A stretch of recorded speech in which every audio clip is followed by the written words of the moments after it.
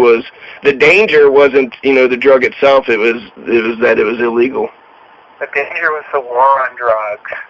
Yeah, so you're opposed to the war on drugs? Yes, especially for cannabis. Okay, so I conducted an interview with Geoff Young, and now I'm going to present it with the little clips, and if you want to see the full interview, you could check that out too. So Geoff Young has an 11-point plan. Geoff Young wants to build the middle class by strengthening unions.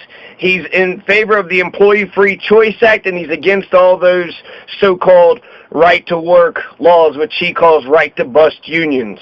He's for the unions to build the middle class. Number 2, he's against corruption. He's going to stop corruption. Number 3, he wants to legalize all forms of marijuana. Number 4, he wants to protect Roe versus Wade. He believes that liberal laws on abortion actually lowers the abortion rate. When you have education, contraception, and safe, legal, and rare abortions, then there's actually less abortions overall. Number 5, overturn Bevin's executive order that discriminates against the Palestinians. Number 6, universal single-payer health care. Number 7, tax millionaires and billionaires and lower taxes for... Again, number 7, tax millionaires and billionaires and lower taxes for middle and lower classes. Number 8, energy efficiency and renewables, particularly hydroelectric turbines and solar power. Number 9, promote worker-owned businesses and co-ops. Number 10, prevent the National Guard from being sent out of the United States. And number 11, abolish the death penalty. Okay, so let's begin. Geoff Young, do you believe that the unions build the middle class? And so is my running mate, Josh French. We believe in strengthening and defending unions, and Matt Bevin and his entire party and the ruling class in this country want to destroy unions. That would make it a much worse society. What do you think about the Employee Free Choice Act? Great. I think the Democratic Party should push for it, and if they don't, there should be some other party that comes along and replaces them. I think Obama he emphasized, to put it lower on his list of priorities, he got all tied up in health insurance issue. Right. And he just I think he left the Employee Free Choice Act to wither. Would be more, they would be in favor of doing something like that, especially if they know it's legal and it's okay. Yeah, I think workers would quickly see the benefits of it, and employers will fight it tooth and nail. Tell me if I'm right about right to work. So right to work means you can go into a place that's already been unionized, but you don't have to join the union. Is that correct? Exactly right. Okay. Yeah. Like, come on, guys, let's get unionized. And if you do say it, then it's like you're a troublemaker. But if they had, and they find some way to fire you. Right, and there's intimidation too. So just the vote. Yeah, it's a tremendous tool, and it doesn't all have to be done in one day. There can be an organizing campaign in a given workplace where people sign up over a period of months, and when they reach the right threshold, then they actually have a vote. Geoff Young, you're going to stop corruption, correct? Yeah, well, specifically corruption at the top of the Kentucky Democratic Party. Yeah. They routinely rig their primaries. Yeah. In order to ensure that a progressive or radical like me can never possibly win an election. If you can't win the primary, you can't win the election. That's exactly what they say, and if so, it's the only organization in the country that, well, plus the Republicans, right, that would be allowed to violate their own bylaws. Yeah, they're saying they're incredibly arrogant. So that lawyer for DNC in 2016 said, yeah, if we wanted to, We didn't do this, of course, but if we had wanted to, we could have all got together in a back room and selected our nominee for president. That's perfectly legal. Well, that statement should cause the party to cease to exist after a while. The Democrats, all over the country really, but what I'm experiencing firsthand is the Kentucky Democrat Party, the KDP. They will use a small bag of tricks to make sure that I never win a primary. It's been going on it went on in 2014 when I ran for the U.S. House, 2015 when I ran for governor, 2016 I'm not sure, 2018 last year when I ran for the U.S. House again. The strategy is basically to pretend I don't exist, to keep me from raising any funds, to keep me from speaking in any debate, and to, just keep me out of the media. They've got friends in the media. Do it because of donors. Oh, okay. Big donors are tend to be the billionaires, the multimillionaires, and they don't like the same progressive proposals that the vast majority of the American people want. So they have to stop them all. Are they? And so the conspiracy includes, for example, KET, Educational Television, so-called. Right now they are demanding that I be excluded from the debate that's going to happen next Monday, May 13th. And they say that I didn't raise enough money to get into their debate. They're supposedly a public TV station. Why is money even a topic of consideration? Right. They're acting like Fox News. That's a good point. The way they do it is controlling who gets nominated. Fox, all the for-profit media corporations say we get to decide who's in our debate. With a public TV station, everybody who registered and filed should be included. And I'm just one more person. The debate the stage will not get overcrowded. It will go from 3 to 4.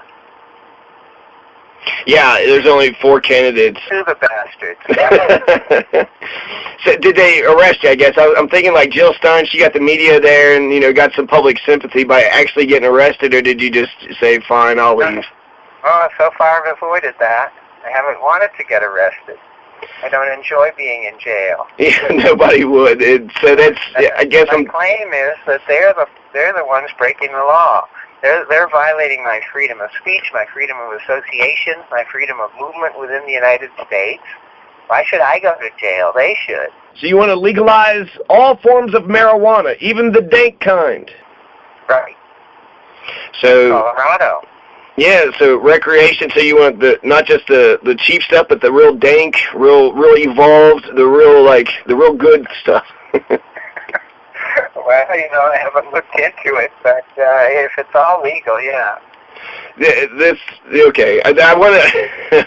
It's crazy because the quality is a lot higher here, but the prices are actually more expensive than Kentucky's weed. The Kentucky's weed is actually cheaper than Colorado's. Well, I wouldn't know. Yeah, I know. The only reason I haven't used marijuana for the last 35 years is that it's illegal. Right. And I don't want to get a drug charge for using a substance that has been used for thousands of years for medicinal purposes.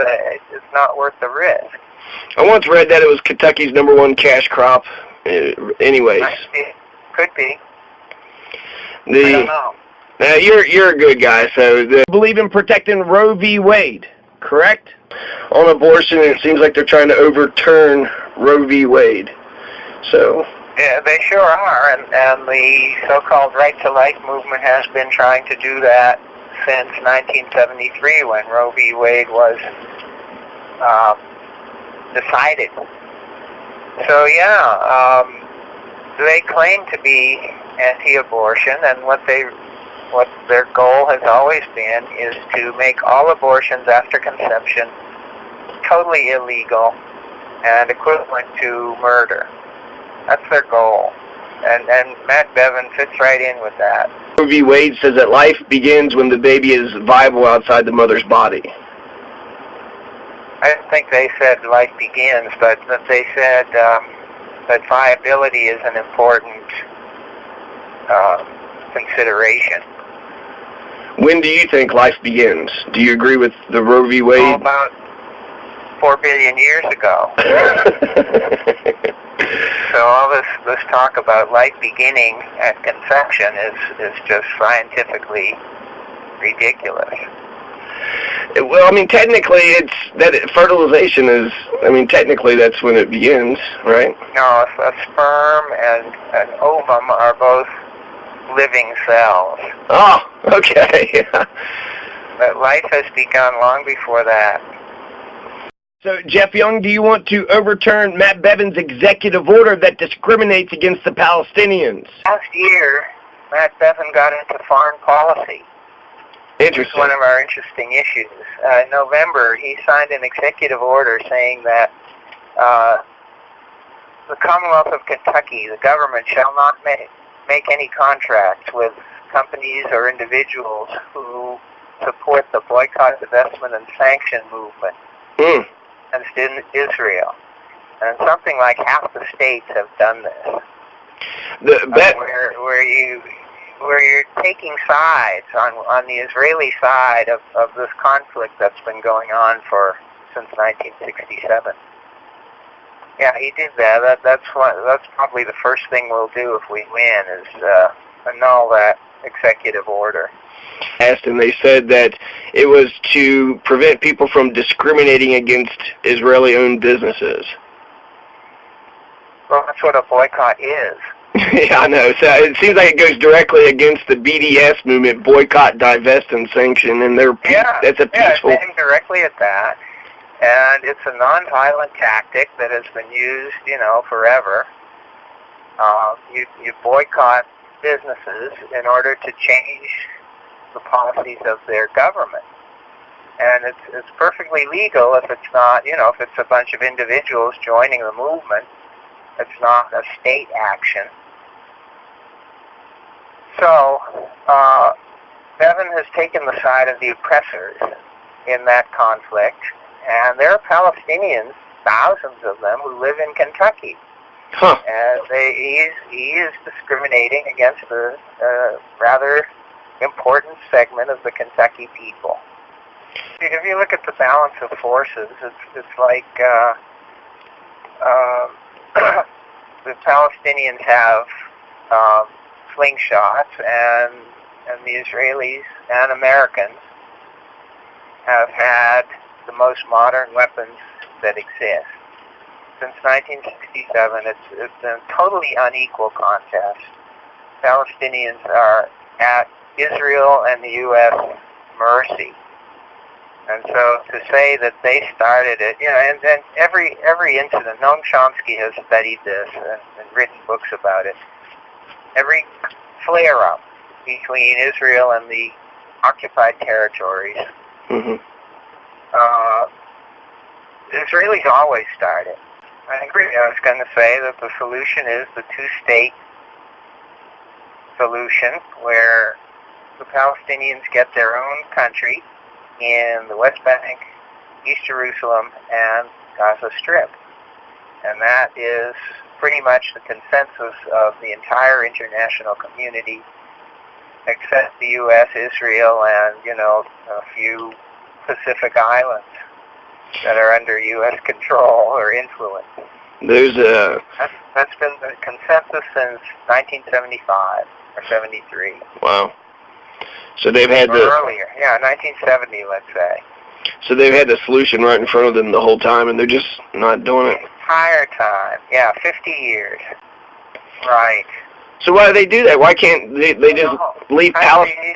Countries are dominated by the most influential economic institutions within a country, and the Israeli government is dominated by institutions that just want to keep the land and not the people. I see. They like to have the land, the water resources, and the other resources, natural gas or fishing in the Mediterranean. And the Palestinians have always been in the way, nothing but an obstacle. And the same is true in this country. What do the Palestinians offer to the U.S. military? Nothing. But Israel is a vastly powerful military force, and our military cooperates very closely with them to dominate the whole Middle East. And so the Palestinians have nothing to offer. So, as a result, they get imprisoned in the largest open-air prison in the world, Gaza Strip. Well, yeah, no, They always start the violence. And there might be, so recently, in recent years, there have been demonstrations in the Gaza Strip where Palestinians get together and hold signs and shout slogans, and Israeli troops open fire.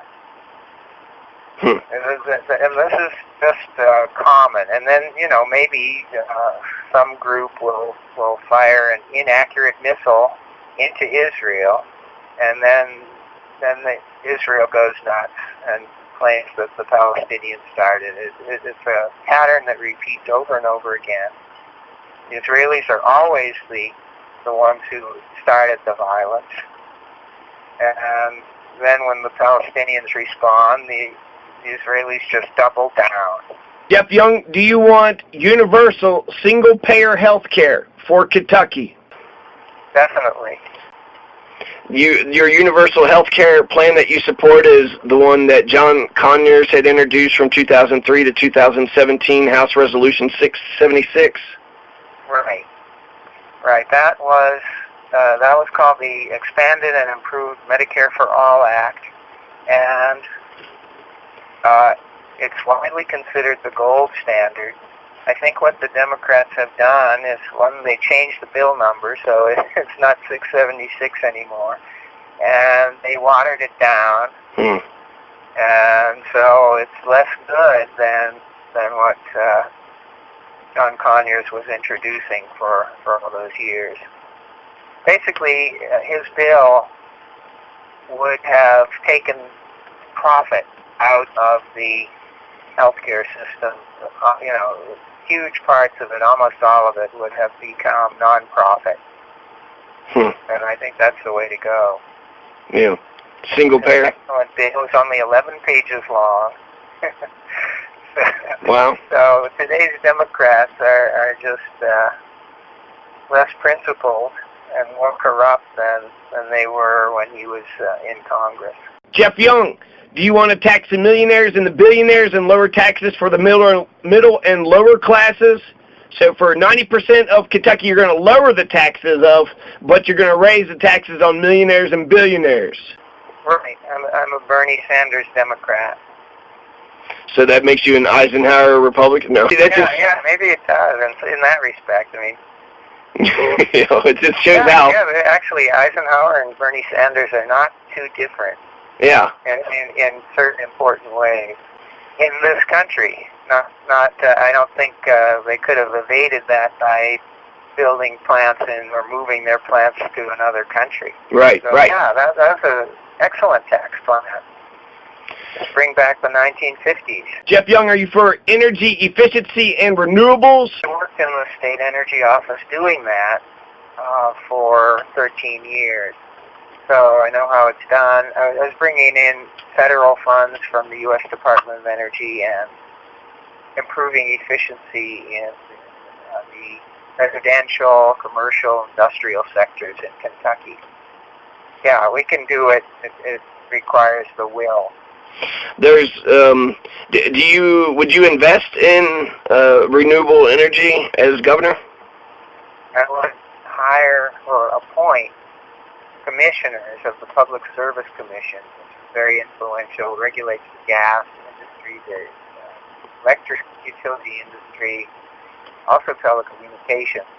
I would hire sorry, I keep saying hire, but appoint commissioners who understand that efficiency is the cheapest, fastest, and most effective way to meet the gap between energy supply and energy demand. So yeah, the PSC could have a tremendous effect, but it's been mainly captured by the industries that it supposedly regulates. Very common phenomenon. PSC, the Public Service Commission. Okay.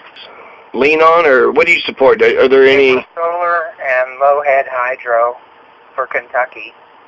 For many other states, wind power is competitive right now with coal plants, but Kentucky's winds are not as good. But yeah, low-head hydro is, so we don't have to build any more dams. There are dams on existing rivers in Kentucky that could be refitted with hydroelectric turbines. I know some people who have done one on the Kentucky River.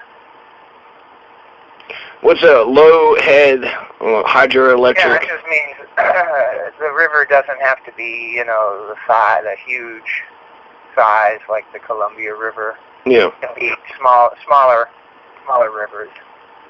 Could it work for streams, or does it need to be a river? Yeah. For a stream, you could put a little turbine in and power your house. Huh. Geoff Young, do you want to promote worker-owned businesses and co-ops? The overall vision, the biggest view of our platform is that I support a cooperative commonwealth as opposed to what we have going on now, which is a class war. We've got class warfare being waged by the 1%, the billionaires, the oligarchs, whatever you want to call them, against everybody else. Cooperative commonwealth, unions would be stronger. There would be more worker co-ops, and there would be less. The entire tax system would be reformed so that the poor are not paying higher percentage of their income in taxes than a millionaire. Geoff Young, do you want to prevent the National Guard from being sent out of the United States? Yes. They're being used as part of the U.S. military.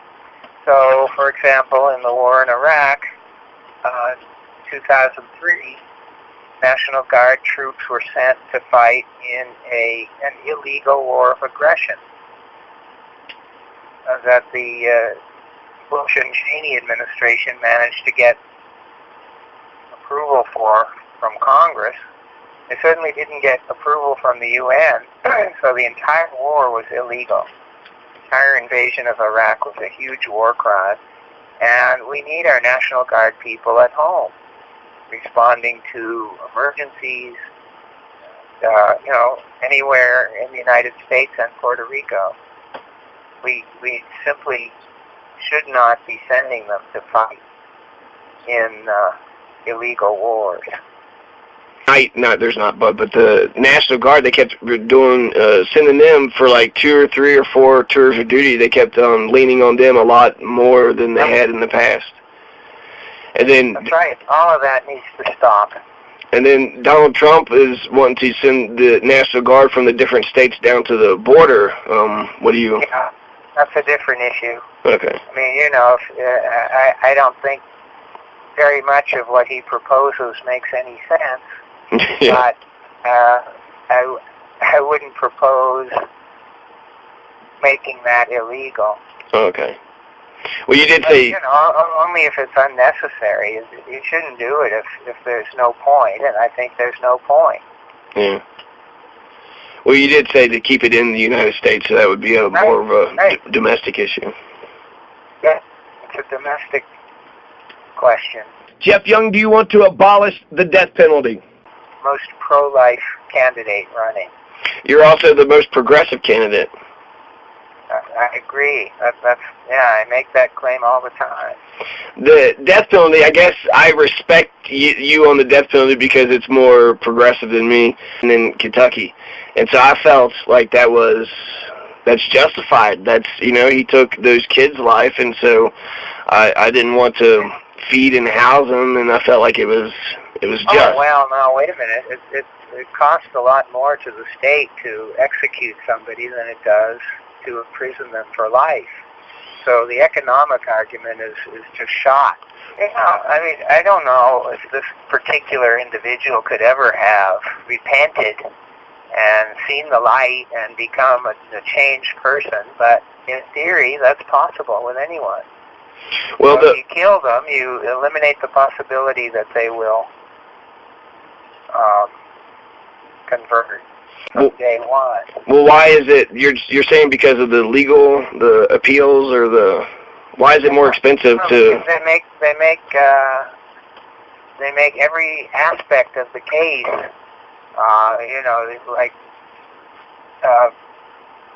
more involved and more expensive because they don't want to execute somebody who's innocent. So it never saves money to execute somebody. The legal proceedings cost more than keeping them in prison. I even favor the life in prison for people like Adolf Hitler, because every day or every other day you could have had a different psychiatrist go in there or a different reporter and try to find out, what was wrong with this guy. I'm assuming he would never have converted, but he would be a specimen for scientific research. Right. How does somebody become that evil? Well, I think it's an important question. Yeah. Because he's not the only mass murderer in history. So to have him there in prison, being examined and questioned every day, could have some value. Tremendously racist. Right.